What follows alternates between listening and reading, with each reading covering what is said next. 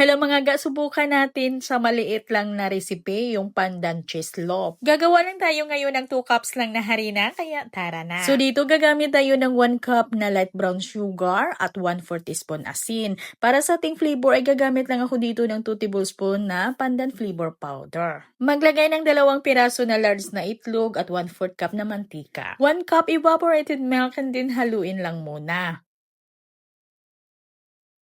Maglagay ako dito ng 1 tablespoon na baking powder and then haluin para matunaw yung mga dry ingredients natin. At dito gagamit ako ng 2 cups na cake flour. At pautay-utay or paunti-unti ko lang nilagay yung ating cake flour at nang sa ganun ay hindi tayo mahirapan sa pagpakinis ng mixture at wala tayong mga lumps. At haluin lang natin ito ng mabuti. At gagamit ako dito na may sizes na 6x3x2.5 ng loaf bread pan.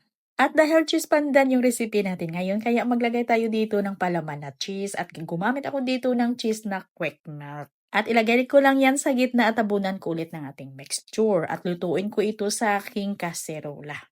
Ay, hindi pala naon yung ating camera. Naglagay ako dito ng ating toppings na white chocolates at grated cheese. Mainit na yung aking kasirula bago ko ito ilagay. At syempre wala yung tubig ha, bali naglagay lang tayo dito ng patungan. At syempre sa pagluto natin dito, itansyahin lang natin. At tingnan lang natin. At ito nga mga ga, niluto ko ito sa pinakamalakas ng apoy ng ating kalan sa loob ng 20 minutes. At pagkatapos ay pinahinaan ko na yung apoy ng ating kalan sa loob naman ng 10 minutos. Hanggang sa ito'y naluto. Na ito'y kailangan na tingnan lang talaga natin para hindi din masunog.